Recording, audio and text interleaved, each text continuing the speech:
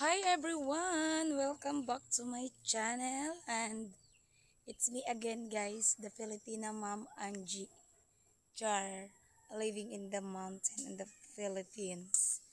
And today's video guys is I will show you my pig update because it's 5 p.m. here, so it's time to feed the pigs. I will give a feeds to the pig guys 2 times a day, morning and afternoon, every 7 a.m. to 5 p.m. And as you can see, my father is working. He's fixing our house. So let's go. I will show you how to feed the pigs. First is First is I need to put water into the pig feeds because the pigs they really love feeds with water, and then mix.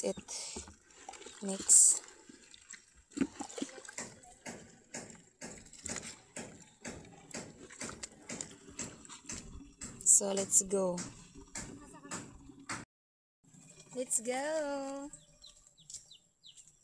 This is my routine every day, feeding the pigs. Ano natin?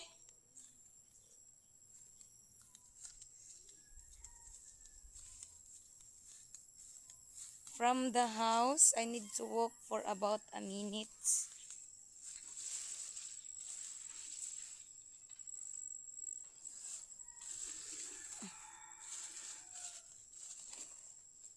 This is my vlog today, guys, because it's been a while, almost a week I can't upload a vlog video, only live only.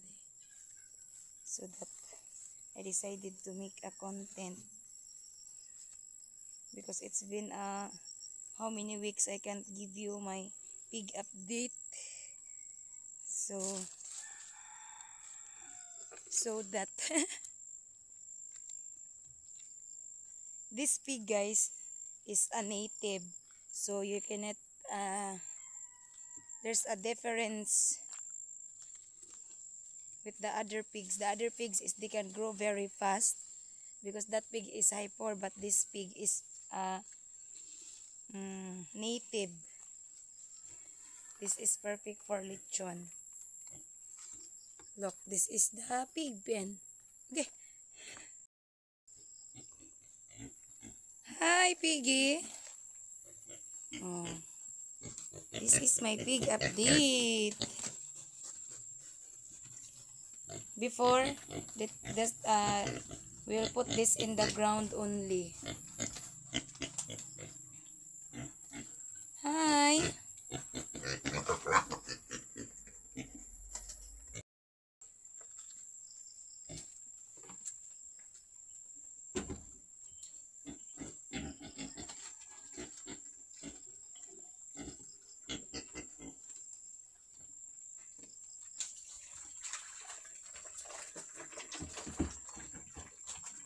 Look at that.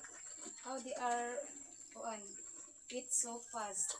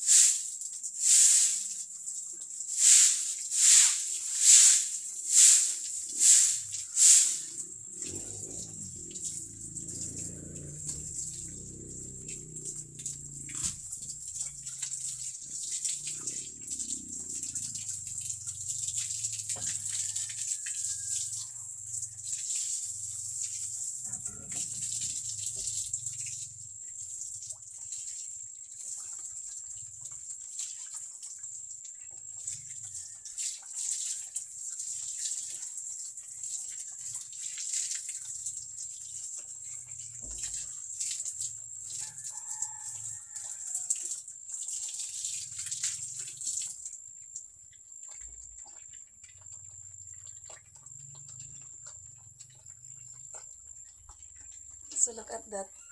They really love the feeds, guys. I love to see that one. I really love to see my piggy. They are small in the camera, guys, but in actual they are big. I will on.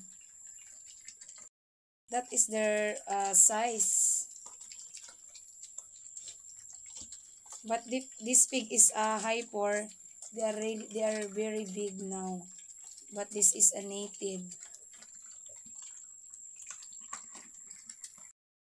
Okay, let's go back home. I am done cleaning the pig, and they are almost done eating. So we need to go back home. Yeah. This is it for today's video. Thank you for watching, guys. Don't forget to like, share, and subscribe my channel. Thank you. That is the view here. The pig pen view here. So let's go. Let's go back home. Bye. See you again on my next vlog.